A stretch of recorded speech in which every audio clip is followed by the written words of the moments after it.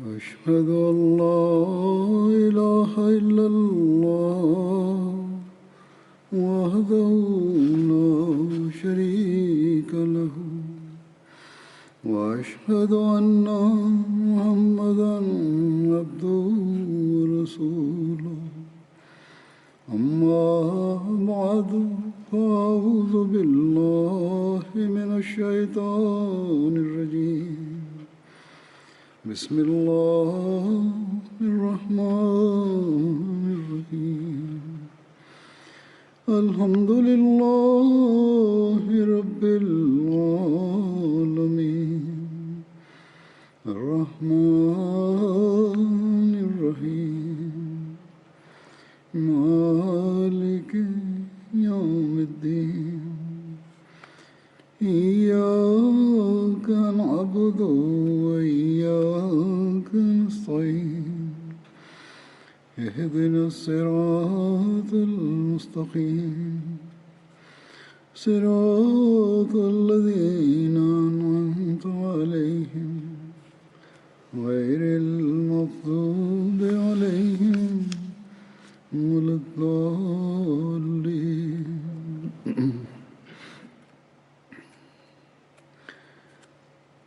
بدری صحابہ کے ذکر میں جن صحابی کا ذکر ہوگا وہ ہیں حضرت ابو عبیدہ بن جراح۔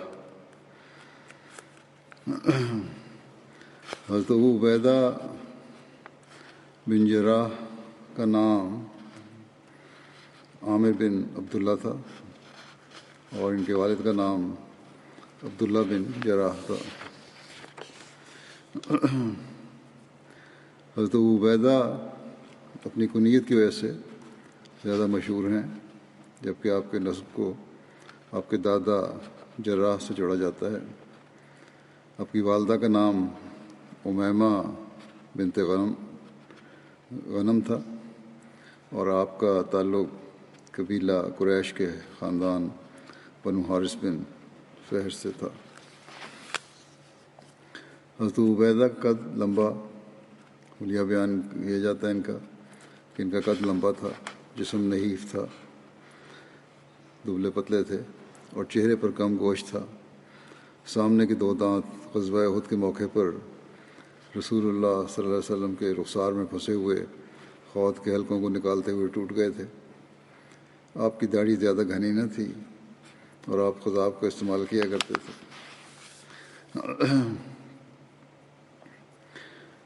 حضرت ابو عبیدہ بن جراح نے متعدد شادیاں کی تھیں، مگر ان میں صرف 2 بیویوں سے اولاد ہوئی۔ آپ کے 2 بیٹے تھے، ایک کا نام یزید اور دوسرے کا نام عمیر تھا۔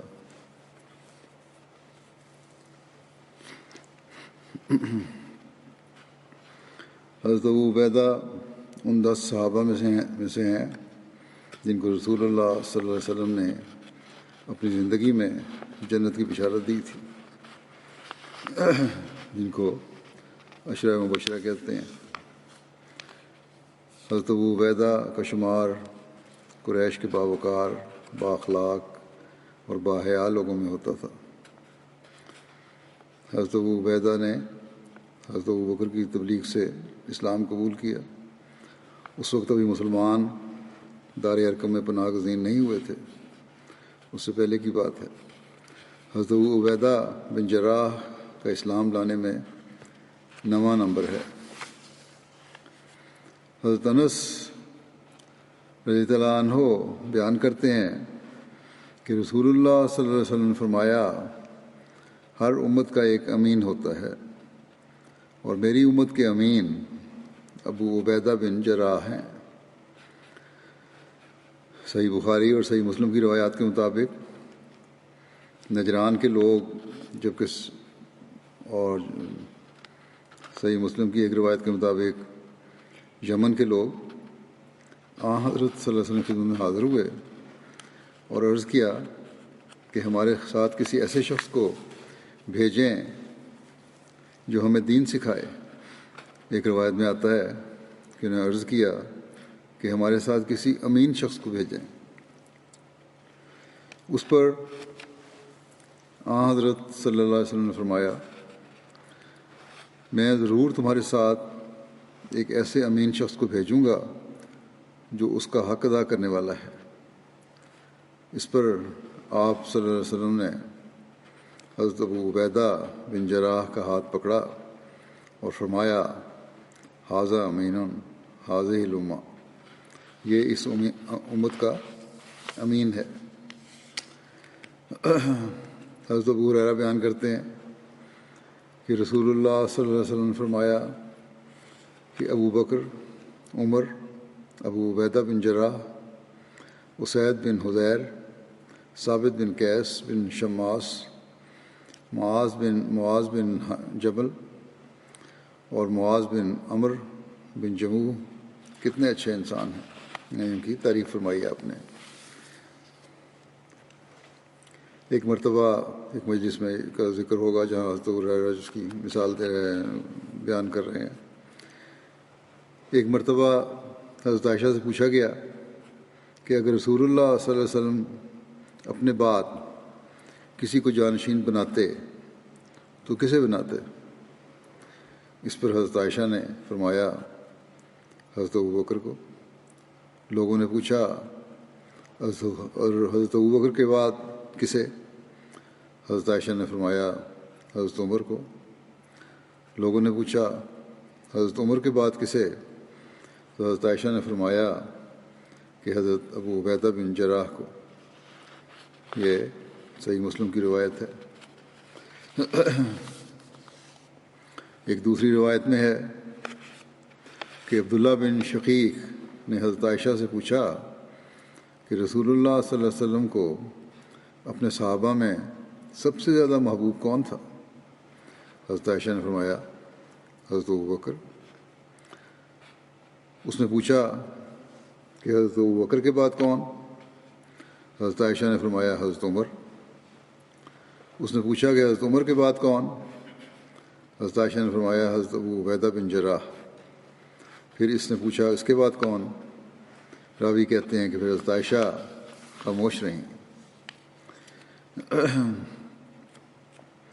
سیرت ختم النبیین میں حضرت مرزا بشیر احمد صاحب بیان فرماتے ہیں کہ حضرت عائشہ کی نظر میں ابو عبیدہ کی اتنی قدر و منزلت تھی کہ وہ کہا کرتی تھیں کہ اگر حضرت عمر کی وفات پر ابو عبیدہ زندہ ہوتے تو وہی خلیفہ ہوتے۔ ایک روایت میں ہے کہ حضرت عمر نے اپنی وفات کے وقت فرمایا کہ اگر آج حضرت ابو عبیدہ زندہ ہوتے تو میں انہیں خلیفہ نامزد کرتا، اور اگر میرا رب مجھ سے اس بارے میں پوچھتا کہ کیوں نامزد کیا تم نے اسے، تو میں عرض کرتا کہ میں نے تیرے نبی صلی اللہ علیہ وسلم سے سنا ہے کہ ابو عبیدہ اس امت کا امین ہے، اس لیے اسے جانشین بنایا ہے۔ جب حضرت ابو عبیدہ ایمان لائے تو ان کے والد نے ان کو بہت تکالیف پہنچائیں۔ آپ ہجرت حبشہ میں بھی شریک تھے۔ حضرت ابو عبیدہ مدینہ ہجرت کر کے آئے تو حضور صلی اللہ علیہ وسلم کا چہرہ انہیں دیکھ کر تمتما اٹھا۔ حضرت عمر رضی اللہ عنہ نے آگے بڑھ کر معانقہ کیا اور آپ نے حضرت کلثوم بن ہدم کے گھر قیام کیا۔ کلثوم نہیں بلکہ حضرت کلثوم بن ہدم کے گھر قیام کیا۔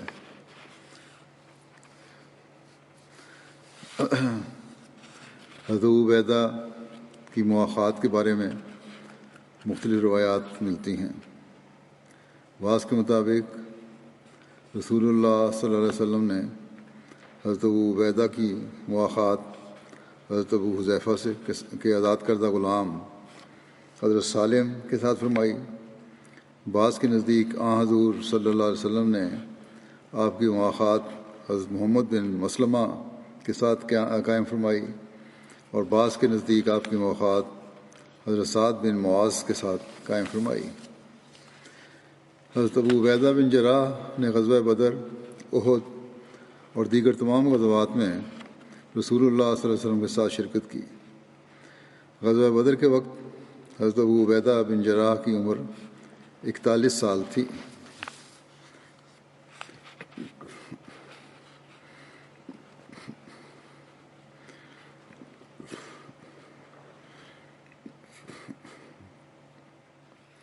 غزوہ بدر کے روز حضرت ابو عبیدہ بن جراح مسلمانوں کی طرف سے میدان جنگ میں آئے اور آپ کا باپ عبداللہ کفار کی طرف سے میدان میں آیا۔ باپ بیٹا آمنے سامنے ہوئے۔ باپ نے جنگ کے دوران بیٹے کو نشانہ بنانا چاہا، مگر حضرت ابو عبیدہ طرح دیتے رہے، ایک طرف نکلتے رہے، بچتے رہے، مگر باپ نے پیچھا نہ چھوڑا۔ کوشش تھی باپ کی کہ آپ کو کسی طرح مار دے۔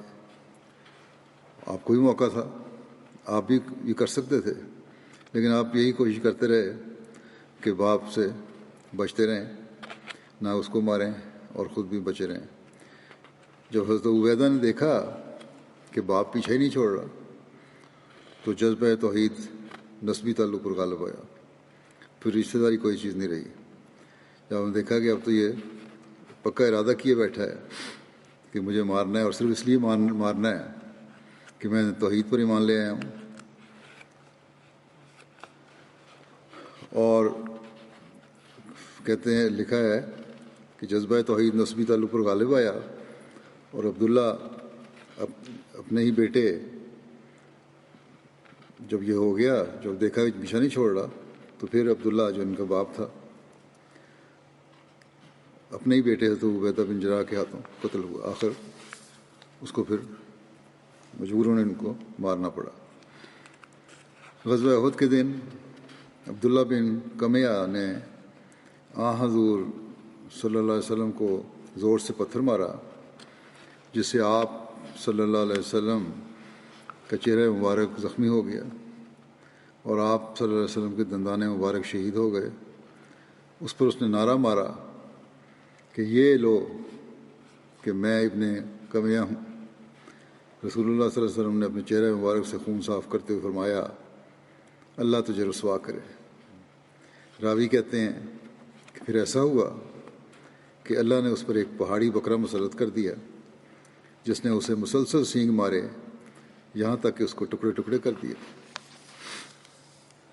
اس واقعے کے بارے میں حضرت عائشہ کی روایت ہے کہ حضرت ابو بکر بیان فرماتے ہیں کہ غزوہ احد کے دن جب رسول اللہ صلی اللہ علیہ وسلم کے چہرے پر پتھر مارا گیا تو وہ اتنے زور سے لگا کہ آپ کے خود کی 2 حلقے ٹوٹ کر، کڑیاں جو تھیں اس کے ہک، وہ ٹوٹ کر آپ کے چہرے مبارک میں پیوست ہو گئے۔ اس پر کہتے ہیں حضرت ابو بکر کہ میں دوڑتا ہوا رسول اللہ صلی اللہ علیہ وسلم کی طرف گیا تو میں نے دیکھا کہ ایک شخص اتنی تیزی سے آپ صلی اللہ علیہ وسلم کی طرف بڑھ رہا تھا گویا کہ اڑ کر آ رہا ہو۔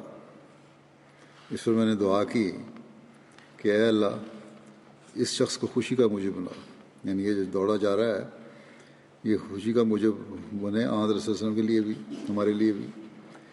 جب ہم رسول اللہ صلی اللہ علیہ وسلم کے پاس پہنچے تو میں نے دیکھا کہ وہ ابو عبیدہ بن جراح تھے جو مجھ سے سبقت لے گئے۔ انہوں نے مجھ سے کہا، اے ابو بکر، میں آپ کو اللہ کا واسطہ دے کر کہتا ہوں کہ مجھے رسول اللہ صلی اللہ علیہ وسلم کے رخسار مبارک سے ان حلقوں کو نکالنے دیں، یعنی وہ جو خود کے اندر چپ گئے تھے جبڑے میں، ان کو نکالنے دیں۔ حضرت عمر فرماتے ہیں کہ میں نے انہیں ایسا کرنے دیا۔ پس حضرت ابو عبیدہ بن جراح نے خود کے ان 2 حلقوں میں سے ایک کو اپنے دانت سے پکڑا اور اتنے زور سے کھینچ کر نکالا کہ آپ کمر کے بل زمین پر گر گئے، اتنی مضبوطی سے وہ اندر گڑ گئے تھے، اور آپ کا سامنے کا ایک دانت ٹوٹ گیا۔ پھر آپ نے دوسرے حلقے کو بھی دانتوں سے پکڑ کر زور سے کھینچ کر باہر نکالا کہ آپ کا سامنے کا دوسرا دانت بھی ٹوٹ گیا۔ غزوہ احد کے موقع پر حضرت ابو عبیدہ بن جراح ان لوگوں میں سے تھے جو رسول اللہ صلی اللہ علیہ وسلم کے پاس ثابت قدم موجود رہے جب لوگ منتشر ہو گئے تھے۔ ذوالقعدہ 6 ہجری میں صلح حدیبیہ کے موقع پر جب صلح نامہ لکھا گیا تو اس معاہدے کی 2 نقلیں تیار کی گئیں اور بطور گواہ کے فریقین کے متعدد معززین نے ان پر اپنے دستخط کیے۔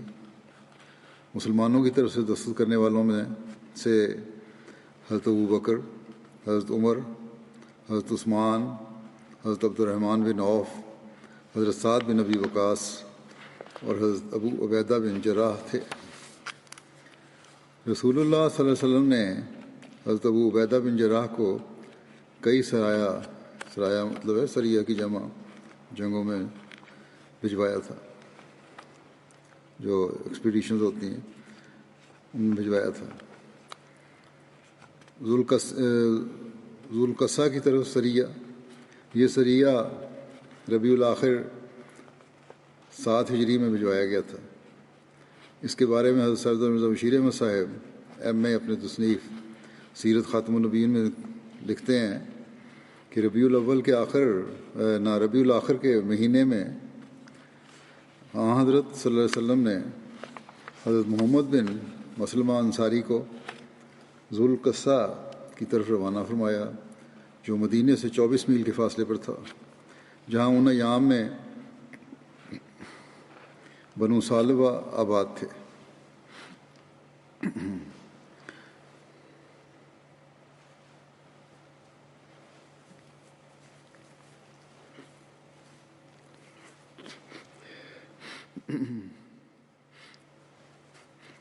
حضرت محمد بن مسلمہ اور ان کے 10 ساتھی رات کے وقت وہاں پہنچے تو دیکھا کہ اس قبیلے کے 100 نوجوان جنگ کے لیے تیار بیٹھے ہیں۔ صحابہ کی جماعت سے یہ پارٹی تعداد میں 10 گنا زیادہ تھی۔ حضرت محمد بن مسلمہ نے فوراً اس لشکر کے سامنے صف آرائی کر لی۔ اگر جنگ کی نیت سے گئے ہوتے تو اتنی تھوڑی تعداد میں نہ ہوتے، اور فریقین کے درمیان رات کی تاریکی میں خوب تیر اندازی ہوئی۔ اس کے بعد کفار نے صحابہ کی مٹھی بھر جماعت پر دھاوا بول دیا، اور چونکہ ان کی تعداد بہت زیادہ تھی، ایک آن کی آن میں یہ 10 فدائیان اسلام خاک پر تھے، یعنی شہید ہو گئے۔ حضرت محمد بن مسلمہ کے ساتھی تو سب شہید ہو گئے، مگر خود حضرت محمد بن مسلمہ بچ گئے، کیونکہ کفار نے انہیں دوسروں کی طرح مردہ سمجھ کر چھوڑ دیا اور ان کے کپڑے وغیرہ اتار کر لے گئے۔ غالباً حضرت محمد بن مسلمہ بھی وہاں پڑے پڑے فوت ہو جاتے، مگر حسن اتفاق سے ایک اور مسلمان کا وہاں سے گزر ہوا اور اس نے حضرت محمد بن مسلمہ کو پہچان کر انہیں اٹھا کر مدینہ پہنچا دیا۔ حضرت صلی اللہ علیہ وسلم کو جب ان حالات کا علم ہوا تو آپ نے حضرت ابو عبیدہ بن جراح کو، جو قریش میں سے تھے اور کبار صحابہ میں شمار ہوتے تھے، حضرت محمد بن مسلمہ کے انتقام کے لیے ذوالقصہ کی طرف روانہ فرمایا، اور چونکہ اس عرصے میں یہ بھی اطلاع موصول ہو چکی تھی کہ قبیلہ بنو سالبہ کے لوگ مدینہ کے مضافات پر حملے کا ارادہ رکھتے ہیں، اس لیے آپ نے حضرت ابو عبیدہ بن جراح کی کمان میں 40 مستعد صحابہ کی جماعت بھجوائی اور حکم دیا کہ راتوں رات سفر کر کے صبح کے وقت وہاں پہنچ جائیں۔ حضرت ابو عبیدہ بن جراح نے تعمیل ارشاد میں یلغار کر کے عین صبح کی نماز کے وقت انہیں جا دبایا، اور وہ اس اچانک حملہ سے گھبرا کر تھوڑے سے مقابلے کے بعد بھاگ نکلے اور قریب کی پہاڑیوں میں غائب ہو گئے۔ حضرت ابو عبیدہ بن جراح نے مال غنیمت پر قبضہ کیا اور مدینہ کی طرف لوٹ آئے۔ یہ ظلم کا بدلہ لینے کے لیے، سزا دینے کے لیے یہ حملہ کیا گیا تھا۔ سریہ دوسری جو جنگ تھی، ایک ذات السلاسل اس کا نام تھا۔ اس سریہ کو ذات السلاسل کہنے کی وجہ یہ ہے کہ دشمنوں نے اس خوف سے آپس میں ایک دوسرے کو زنجیروں سے باندھ لیا تھا کہ وہ اکٹھے ہو کر لڑ سکیں اور کوئی بھاگ نہ سکے، ایک صف بنا کے لڑ سکیں، یا جس طرح بھی صفیں بنی تھیں اکٹھے رہیں۔ اس کی ایک اور وجہ بھی ملتی ہے کہ اس جگہ پر ایک چشمہ تھا جس کا نام السلسل تھا۔ بعض کے نزدیک 8 ہجری اور بعض کے نزدیک 7 ہجری میں رسول اللہ صلی اللہ علیہ وسلم کو خبر ملی کہ قبیلہ بنو قضاء کے لوگ مدینے پر حملہ آور ہونے کا منصوبہ بنا رہے ہیں۔ آپ صلی اللہ علیہ وسلم نے حضرت عمر بن عاص کو 300 مہاجرین اور انصار کے ساتھ اس کی سرکوبی کے لیے روانہ فرمایا، جن کے ہمراہ 30 گھوڑے تھے۔ یہ جگہ مدینے سے 10 دن کی مسافت پر تھی۔ حضرت عمر بن عاص نے بنو قضاء کے علاقے میں پہنچ کر وہاں سے حضور صلی اللہ علیہ وسلم کو پیغام بھیجا کہ دشمن کی تعداد بہت زیادہ ہے، اس لیے کمک بھیجی جائے، مزید فوج بھیجیں۔ آپ صلی اللہ علیہ وسلم نے پیغام ملتے ہی 200 مہاجرین اور انصار کی جماعت حضرت عبیدہ بن جراح کی قیادت میں مدد کے لیے روانہ فرما دی اور ہدایت فرمائی کہ عمر کے ساتھ جا کر ملیں اور اختلاف نہ کریں۔ جب یہ فوج یعنی یہ نہ ہو کہ ایک جو بھی فیصلہ کرنا ہے ایک ہو کے کیا جائے۔ جب یہ فوج حضرت عمر بن عاص کی فوج سے مل گئی تو تمام لشکر کی عمارت کا سوال پیدا ہوا۔ حضرت عبیدہ اگرچہ اپنے مرتبہ کے لحاظ سے عمارت کے مستحق تھے، مگر جب حضرت عمر بن عاص نے اصرار کیا کہ میں ہی ساری فوج کی قیادت کروں گا تو حضرت ابو عبیدہ نے خوش دلی سے ان کی قیادت قبول کر لی، کیونکہ حکم میں تھا صلی اللہ علیہ وسلم کا کہ اختلاف نہیں کرنا، اور ان کی زیر عمارت نہایت بہادری سے دشمنوں کے خلاف لڑے یہاں تک کہ دشمن کو شکست ہو گئی۔ جب کامیابی کے بعد مدینہ واپس آئے تو آپ صلی اللہ علیہ وسلم نے اطاعت کی کیفیت سنی، حضرت عبیدہ بن جراح کی اطاعت کی کیفیت سنی تو فرمایا رحمہ اللہ ابا عبیدہ کہ ابو عبیدہ پر اللہ کی رحمت ہو کہ اس نے یہ اطاعت کا معیار قائم کیا۔ پھر ہے سریہ سیف البحر، یہ وہ ساری جنگیں ہیں فوجوں کی گروہ جو جس میں آن سلم شامل نہیں ہوتے تھے، وہ سریہ ہیں۔ یہ سریہ 8 ہجری میں ساحل سمندر کی طرف روانہ ہوا جہاں بنو جوہینہ کا ایک قبیلہ آباد تھا۔ اس سریہ کو جیش الخبط بھی کہا جاتا ہے۔ اس نام کی وجہ یہ بیان کی جاتی ہے کہ خوراک کی کمی کے باعث صحابہ ایسے درختوں کے پتے کھانے پر مجبور ہو گئے جنہیں خبط کہا جاتا تھا۔ خبط کے ایک معنی پتے جھاڑنے کے بھی ہیں۔ اس سریہ کا ذکر صحیح بخاری میں ہے اور اس طرح بیان ہوا ہے کہ حضرت جابر اس کی روایت کرتے ہیں، رسول اللہ صلی اللہ علیہ وسلم نے ہمیں بھیجا، ہم 300 سوار تھے، ہمارے امیر حضرت ابو عبیدہ بن جراح تھے، قریش کے تجارتی قافلے کی نگرانی میں بیٹھ گئے۔ نگرانی کرنی تھی قریش کے قافلے کی، کوئی جنگ کا یہاں ارادہ نہیں تھا۔ سمندر کے کنارے ہم آدھا مہینہ ٹھہرے رہے اور ہمیں سخت بھوک لگی، یہاں تک کہ ہم نے پتے بھی کھائے۔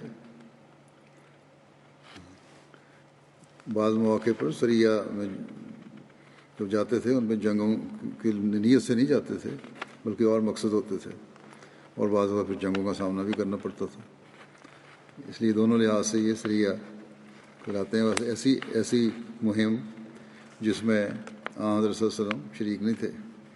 بہرحال یہاں تک کہ کہتے ہیں ہم نے پتے بھی کھائے، اس لیے اس فوج کا نام جیش الخبط رکھا گیا۔ اس اسنا میں سمندر نے ہمارے لیے ایک جانور جس کو عنبر کہتے ہیں پھینک دیا، یعنی جانور ایک مر کے سمندر سے باہر آیا یا ویسے ہی باہر آیا اور خشکی میں آ کر وہ پانی کے بغیر رہ نہیں سکا، مر گیا۔ تو بہرحال کہتے ہیں سمندر سے ایک جانور آیا، وہ مچھلی تھی، بہت بڑی مچھلی، ہم اس کا گوشت آدھا مہینہ کھاتے رہے۔ اور اس کی چربی بدن پر ملا کرتے تھے، یہاں تک کہ ہمارے جسم پھر ویسے کے ویسے تازہ ہو گئے جیسے پہلے تھے۔ حضرت ابو عبیدہ نے اس کی پسلیوں میں سے ایک پسلی لی اور اس کو کھڑا کیا،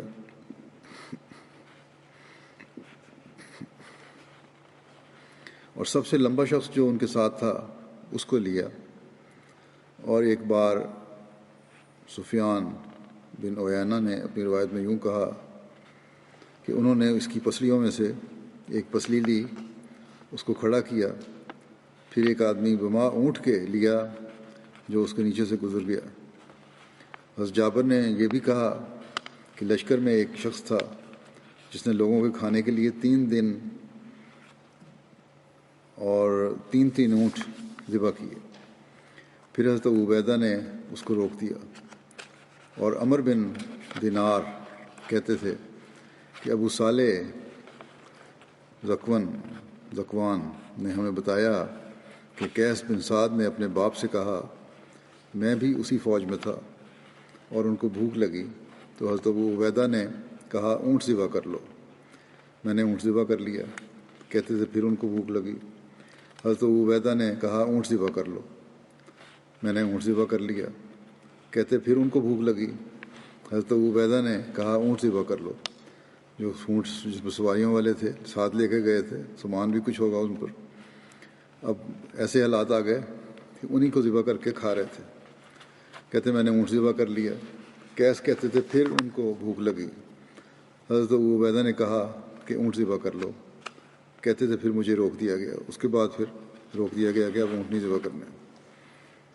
دوسری روایت میں آتا ہے کہ حضرت جابر بن عبداللہ بیان کرتے ہیں کہ جیش الخبط کے ساتھ حملے میں ہم نکلے اور حضرت ابو عبیدہ کو امیر بنایا گیا تھا، ہمیں سخت بھوک لگی اور سمندر نے ایک مردہ مچھلی پھینک دی، زندہ نہیں آئی تھی بلکہ مردہ ہی آئی تھی، اور ہم نے ایسی مچھلی کبھی نہیں دیکھی تھی، بڑی مچھلی تھی، ویل مچھلی ہوگی جو اس کا جس طرح حلیہ بیان کیا جاتا ہے، اسے عنبر کہتے تھے۔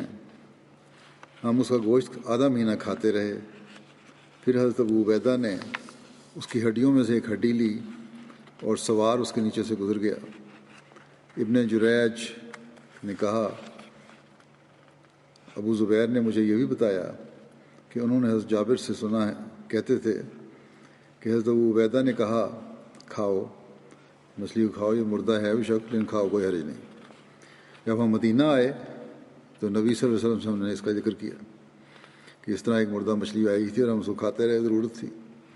آپ نے فرمایا کہ جو رزق اللہ تعالیٰ نے نکالا ہو اسے تم کھاؤ، اللہ تعالیٰ نے تمہاری حالت دیکھ کے تمہیں بھیجا تھا، اسے تم نے کھایا، کوئی حرج نہیں، اور اگر کچھ ہے تو ہمیں بھی کھلاؤ، اگر اپنے ساتھ لائے ہو کچھ۔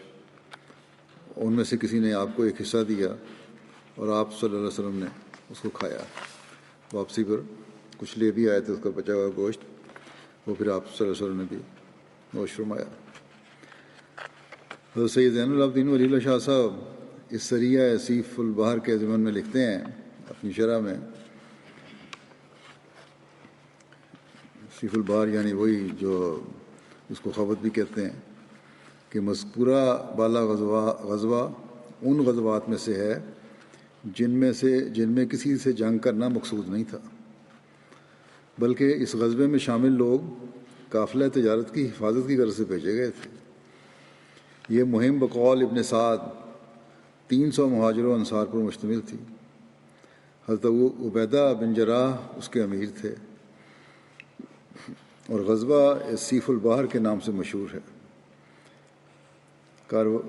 کاروانی راستہ سے قریب بحیرہ کلزم کے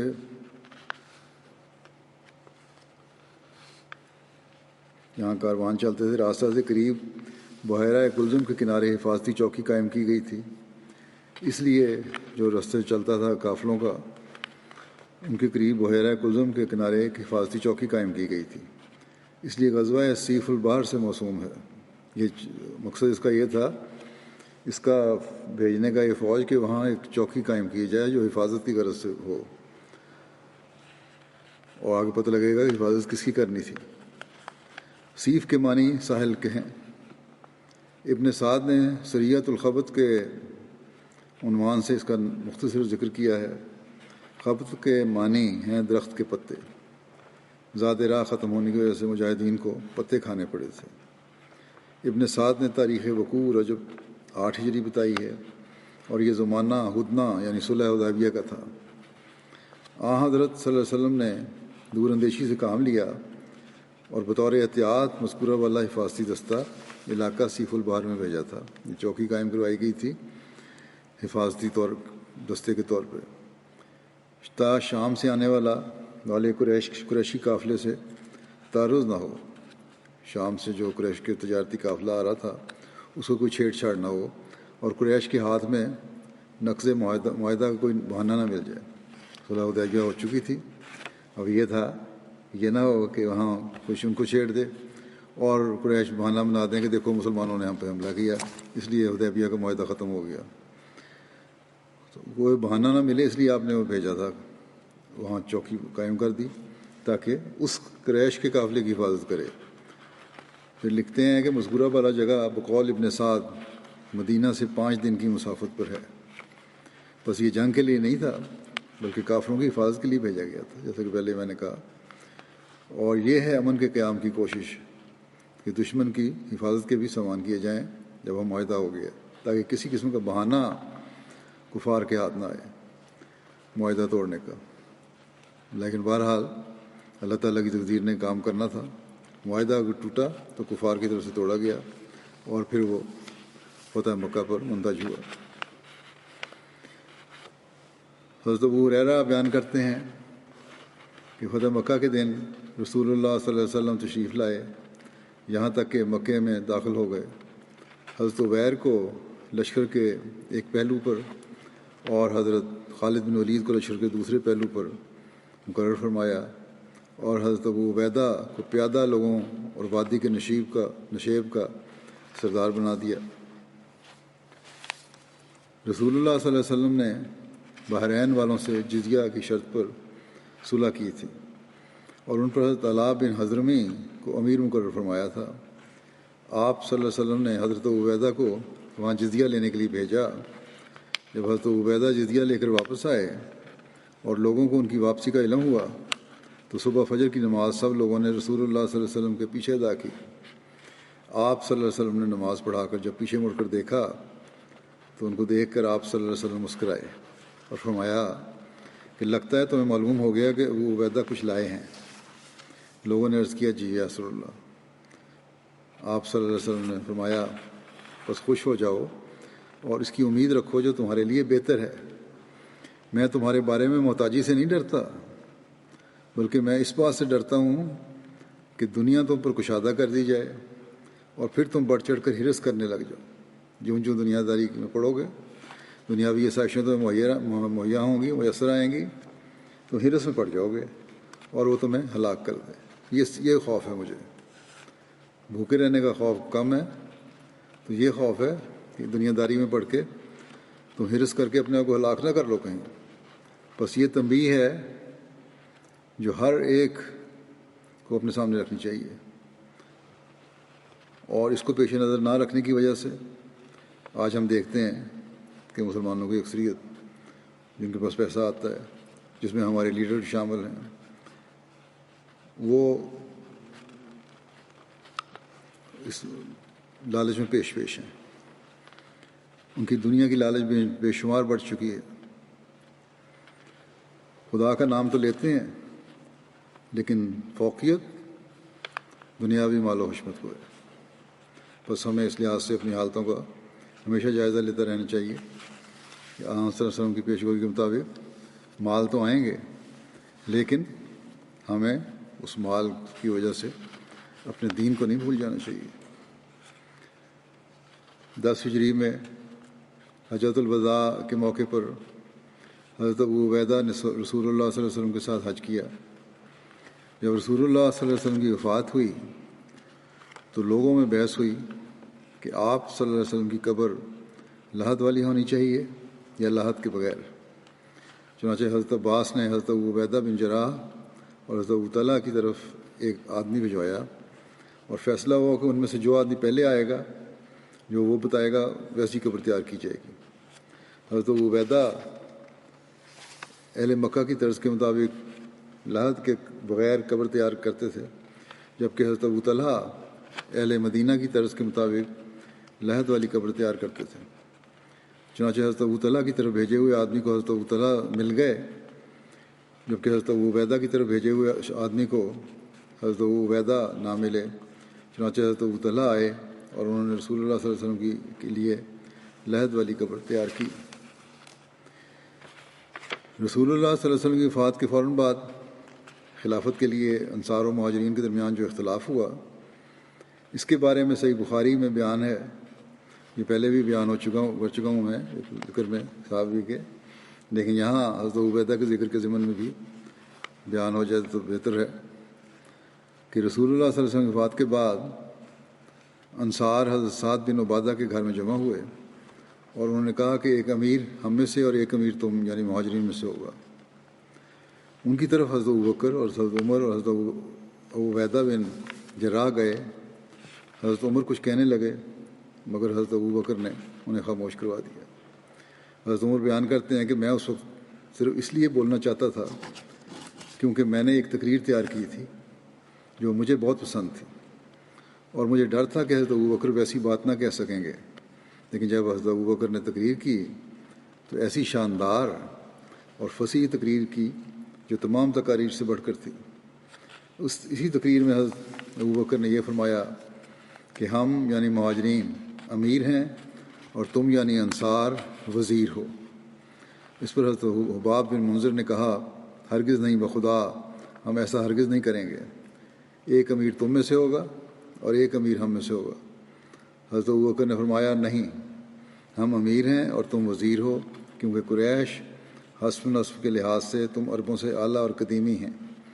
بس حضرت عمر یا حضرت ابو عبیدہ بن جراح، آپ نے دو نام پیش کیے حضرت ابوبکر نے کہ عمر یا ابو عبیدہ بن جراح میں سے کسی ایک کی بیعت کر لو، خلیفہ بنا لو۔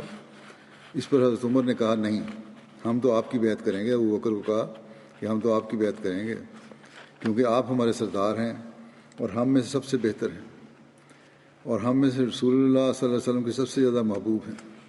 یہ کہہ کر حضرت عمر نے ان کا ہاتھ پکڑ لیا اور ان کی بیعت کی، اور اس کے بعد لوگوں نے بھی حضرت ابوبکر کی بیعت کی۔ بہرحال حضرت ابوبکر کی نظر میں حضرت عبیدہ کا یہ مقام تھا کہ آپ کا نام خلافت کے لیے تجویز فرمایا۔ اسی طرح جس طرح پہلے بھی ذکر ہو چکا ہے حضرت عمر کے حوالے سے بھی کہ اگر حضرت عمر نے یہ فرمایا کہ اگر ابو عبیدہ زندہ ہوتے تو میں انہیں نامزد کرتا اگلے خلیفہ کے لیے، کیونکہ وہ آن حضرت صلی اللہ علیہ وسلم کی امت کے آن حضرت صلی اللہ علیہ وسلم کے قول کے مطابق امین تھے۔ جب خلافت کے بارے میں قول کے مطابق فرمان کے مطابق جب خلافت کے بارے میں بحث ہوئی تو حضرت عبیدہ نے انصار سے مخاطب ہو کر فرمایا کہ اے انصار کے گروہ، تم تو وہ لوگ ہو جنہوں نے سب سے پہلے مدد کی تھی، کہیں ایسا نہ ہو کہ اب تم ہی سب سے پہلے اختلاف پیدا کرنے والے ہو جاؤ۔ حضرت ابوبکر رضی اللہ تعالیٰ عنہ جب مسند خلافت متمکن ہوئے تو انہوں نے بیت المال کا کام حضرت ابو عبیدہ کے ذمہ لگایا۔ 13 ہجری میں حضرت ابوبکر نے آپ کو شام کی طرف امیر لشکر بنا کر بھیجا۔ حضرت عمر نے مسند خلافت پر متمکن ہونے کے بعد حضرت خالد بن ولید کو بطور سپہ سالار معزول فرما کر حضرت ابو عبیدہ کو سپہ سالار مقرر فرمایا۔ فتح شام کے بارے میں ذکر ملتا ہے کہ 13 ہجری میں رومیوں میں کئی اطراف سے لشکر کشی کی گئی۔ ایک دستہ کے قائد حضرت یزید بن ابو سفیان تھے۔ ابو سفیان کے بیٹے کا نام بھی یزید تھا، جو اردن یہ فوت ہو گئے تھے پہلے، جو اردن کے مشرقی طرف سے حملہ آور ہوئے۔ دوسرے کے حضرت حضرت شرحبیل بن حسنہ تھے جو بلقاء کی طرف سے آگے بڑھے۔ تیسرے کے قائد حضرت عمر بن عاص تھے جو فلسطین کی طرف سے شام میں داخل ہوئے۔ چوتھے دستے کے قائد حضرت ابو عبیدہ بن جراح تھے جو ہمس کی طرف بڑھے۔ حضرت ابو بکر نے فرمایا کہ جب یہ سب ایک جگہ اکٹھے ہو جائیں تو حضرت ابو عبیدہ بن جراح سپہ سالار ہوں گے۔ ہر لشکر 4000 پر مشتمل تھا، جبکہ حضرت ابو عبیدہ کا لشکر 8000 کا تھا۔ جب لشکر روانہ ہونے لگے تو حضرت ابو بکر نے قائدین لشکر کو فرمایا، دیکھو، نہ اپنے پر تنگی وارد کرنا، نہ اپنے ساتھیوں پر، اپنی قوم اور ساتھیوں پر ناراضگی کا اظہار نہ کرنا، ان سے مشورے کرنا اور انصاف سے کام لینا، ظلم و جور سے دور رہنا کہ ظالم کبھی فلاح نہیں پاتا اور کبھی کامیابی کا منہ نہیں دیکھتا، ظالم کبھی کامیابی کا منہ نہیں دیکھتا۔ اور جب تمہاری دشمن سے مٹھ بھیڑ ہو جائے تو دشمن کو پیٹھ نہیں دکھانا کہ اللہ تعالیٰ فرماتا ہے جو اس دن پیٹھ پھیرے گا اس پر خدا کا غضب ٹوٹے گا اور اس کا ٹھکانہ جہنم ہوگا، سوائے اس کے کہ جو لڑائی کے لیے جگہ بدلتا ہے یا اپنے ساتھیوں سے رابطہ قائم کرنا چاہتا ہے۔ اور دیکھو، قرآن کریم میں یہ لکھا ہوا ہے سورہ انفال میں آیت 17 میں، پھر فرمایا کہ دیکھو، جب تم دشمن پر غلبہ پاؤ تو کسی بچے، بوڑھے اور عورت کو قتل نہ کرنا، کسی جانور کو ہلاک نہ کرنا، عہد شکنی نہ کرنا، معاہدہ کر کے اسے خود نہ توڑنا۔ حضرت ابو عبیدہ نے سب سے پہلے شام کے شہر معاب کو فتح کیا، وہاں کے باشندوں نے جزیہ کی شرط پر صلح کر لی۔ اس کے بعد آپ نے جابیہ کا رخ کیا، وہاں پہنچے تو دیکھا کہ رومیوں کا بڑا لشکر مقابلے کے لیے تیار ہے۔ اس پر حضرت ابو عبیدہ نے حضرت ابو بکر کی خدمت میں مزید مدد کے لیے درخواست کی۔ حضرت ابو بکر نے حضرت خالد بن ولید جو اس وقت عراق کی مہم پر مامور تھے ان سے فرمایا کہ نصف لشکر حضرت مثنہ بن حارث کی قیادت میں چھوڑ کر تم حضرت ابو عبیدہ کی مدد کو پہنچ جاؤ۔ اور حضرت ابو بکر نے حضرت ابو عبیدہ کو خط لکھا کہ میں نے خالد کو امیر مقرر کیا ہے اور میں خوب جانتا ہوں کہ تم اس سے بہتر اور افضل ہو۔ پورے خط کا متن یہ ہے کہ اللہ کے بندے عتیق بن ابو قحافہ، یعنی عتیق حضرت ابو بکر کا اصل نام تھا اور ابو قحافہ ان کے والد کا نام تھا، کہ اللہ کے بندے عتیق بن ابو قحافہ کا خط ابو عبیدہ بن جراح کے نام، تجھ پر خدا کی سلامتی ہو، میں نے شام کی فوجوں کی کمان خالد کے سپرد کی ہے، آپ اس کی مخالفت نہ کرنا اور سننا اور اطاعت کرنا، میں نے تمہیں اس پر والی مقرر کیا ہے۔ میں جانتا ہوں کہ تم اس سے افضل ہو، لیکن میرا خیال ہے کہ اس میں فن حرب کی صلاحیت، یعنی جنگی معاملات کی صلاحیت تمہاری نسبت بہت زیادہ ہے۔ خالد بن ولید میں، اللہ مجھے اور تمہیں صحیح راہ پر گامزن رکھے۔ حضرت ابو بکر نے یہ لکھا۔ حضرت خالد بن ولید نے ہیرا، عراق میں ایک شہر کا نام ہے، وہاں سے حضرت ابو عبیدہ کو خط لکھا کہ اللہ کی آپ پر سلامتی ہو، مجھے حضرت ابو بکر نے شام کی طرف کوچ کرنے کا حکم دیا ہے اور فوجوں کی قیادت میرے سپرد فرمائی ہے۔ خدا کی قسم، میں نے اس کا کبھی مطالبہ نہیں کیا اور نہ میری خواہش تھی۔ آپ کی وہی حیثیت ہوگی جو پہلے ہے، ہم آپ کی نافرمانی نہیں کریں گے اور نہ آپ کو نظر انداز کر کے کوئی فیصلہ کریں گے۔ آپ مسلمانوں کے سردار ہیں، آپ کی فضیلت کا ہم انکار نہیں کرتے اور نہ آپ کے مشورے سے مستغنی ہو سکتے ہیں۔ یہ دیکھیں، یہ ہے مومنانہ شان، دونوں طرف سے کس طرح عاجزانہ طور پر اطاعت کا اظہار کیا گیا۔ جنگ اجنادین، جمادی الاول 13 ہجری میں، اجنادین فلسطین کے نواحی علاقے میں سے ایک بستی کا نام ہے۔ اس کے مقام پر 1,00,000 رومی فوج سے مسلمانوں کا مقابلہ ہوا۔ روایات میں آتا ہے کہ اجنادین فوج کا سپہ سالار کیسر روم ہرقل کا بھائی تھیوڈور تھا۔ 35,000 کے قریب مسلمانوں نے 1,00,000 کی فوج کو شکست دے کر اجنادین کو فتح کر لیا۔ اجنادین کی فتح کے بعد مسلمانوں نے دمشق کا محاصرہ کر لیا، اور پھر اس کی تفصیل اس طرح ہے۔ مسلمانوں نے دمشق کا، یہ شام کا دارالحکومت ہے اور دنیا کے قدیم ترین شہروں میں سے ایک ہے۔ اس کا محاصرہ محرم 14 ہجری میں کیا اور یہ محاصرہ 6 ماہ تک جاری رہا۔ مخالفین جو تھے دوسری پارٹی، دوسری طرف کی فوج، وہ قلعہ بند ہو گئے، اپنے قلعے بند کر لیے، اپنی جگہ علاقے میں تھے. اس لیے مسلمانوں کے 5 سالار اپنی فوجوں سمیت اس شہر کا محاصرہ کیے ہوئے تھے. حضرت ابو عبیدہ اپنی فوج کے ساتھ مشرقی دروازے پر تھے.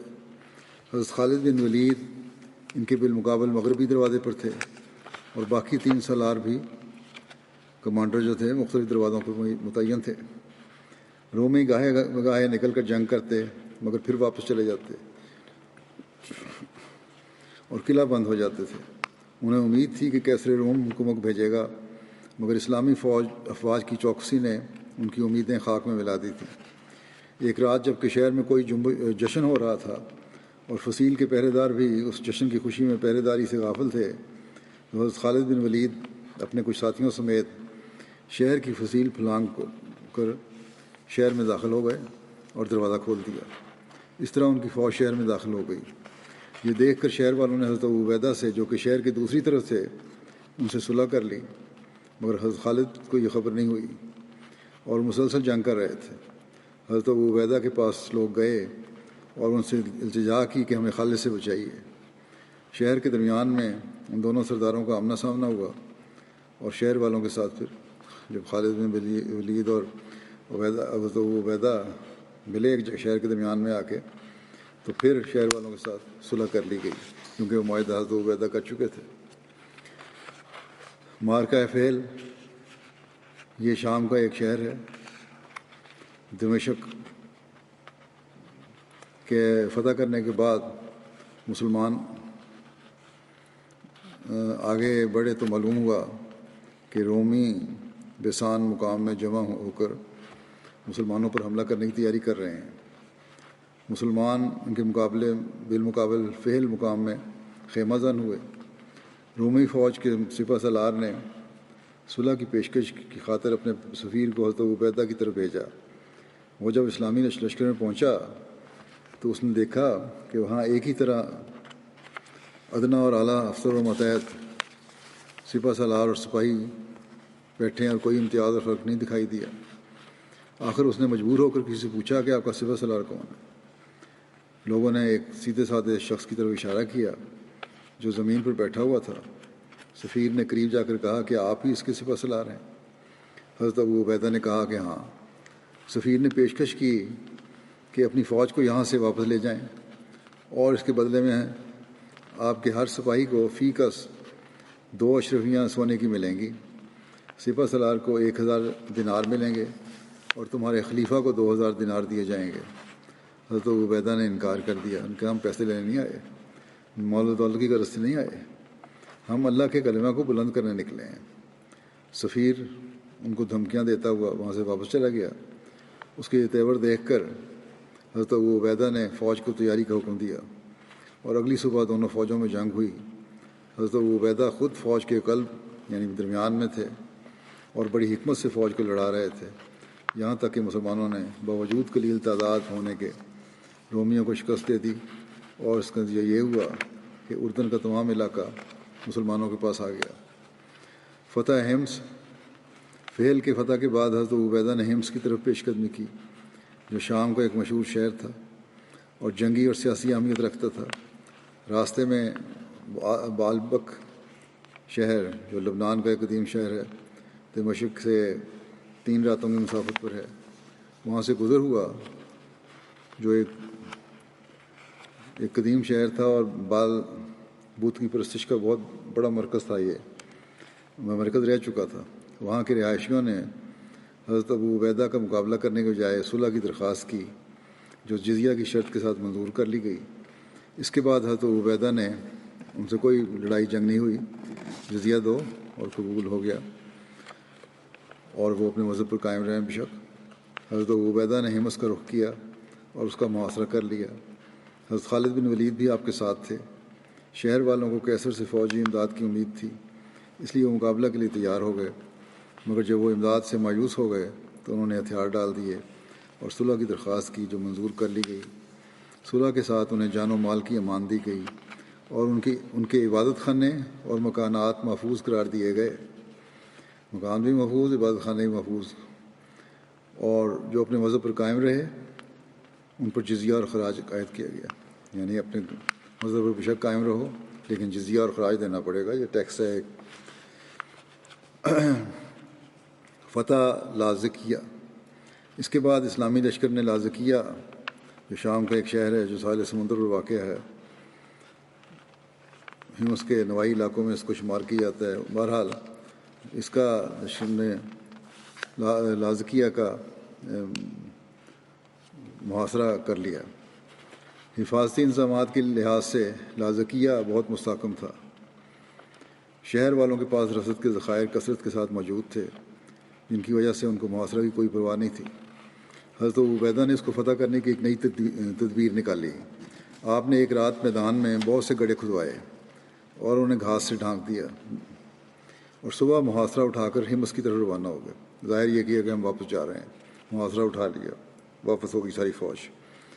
گڑھے کھودنے کے بعد، گھاس سے ڈھانکنے کے بعد شہر والوں نے اور شہر میں موجود فوجوں نے محاصرہ اٹھتا دیکھا تو خوش ہوئے اور اطمینان سے شہر کے دروازے کھول دیے. دوسری طرف حضرت ابو عبیدہ راتوں رات اپنی فوج سمیت واپس آ گئے. رات کو ہی واپس آ گئے اور ان غار نما گڑھوں میں چھپ گئے. جو غاریں بنائی تھیں، ٹنل بنائی تھیں یا ٹرنچز بنائی تھیں، ان میں چھپ گئے. اور صبح جب شہر کے دروازے کھلے تو آپ نے یک دفعہ حملہ کر دیا اور شہر میں داخل ہو کر شہر کو فتح کر لیا. باقی انشاءاللہ تعالی آئندہ یہ ذکر چلے گا، بیان کروں گا. پاکستان کے احمدیوں کے لیے بھی آج کل بہت دعا کریں. اللہ تعالیٰ انہیں مولویوں اور حکومت کے اہلکاروں کے شر سے محفوظ رکھے. وہاں پھر مخالفت کی شدید لہر آئی ہوئی ہے. قانون کے محافظ نہ صرف یہ کہ انصاف کو نہیں جانتے بلکہ اس کی دھجیاں اڑا رہے ہیں. اور جو مولوی کہتا ہے اس کے پیچھے چل رہے ہیں. شاید اپنی جان بچانے کے لیے میرا خیال ہے کہ سیاسی استحکام شاید ان کو اسی طرح مل جائے، لیکن یہ ان کی بھول ہے. یہ ہمیشہ یاد رکھیں کہ یہی چیز ان کی تباہی کا ذریعہ بنے گی. ہم تو پہلے بھی ان تکلیفوں سے گزرتے رہے ہیں، اب بھی انشاءاللہ اللہ تعالیٰ کی مدد سے گزر جائیں گے. لیکن ان کی حرکتیں اگر یہ باز نہ آئے تو ان کی تباہی یقینی ہے. بس احمدی آج کل بہت دعائیں کریں کہ اللہ تعالیٰ یہ مشکلات دور فرمائے. اللہ تعالیٰ سے اپنے تعلق میں بڑھیں، خاص طور پر پاکستان میں رہنے والے احمدی، باہر رہنے والے احمدی بھی جو پاکستان سے آئے ہوئے ہیں، تاکہ اللہ تعالیٰ کی مدد اور نصرت جلد آئے اور ان مشکلات سے وہاں کے رہنے والے احمدی چھٹکارا پا سکیں.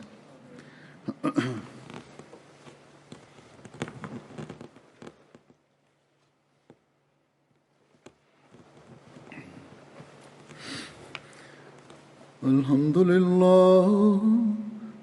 لله نحمده ونستعينه ونستغفره ونؤمن به ونتوكل عليه ونعوذ بالله من شرور أنفسنا ومن سيئات أعمالنا.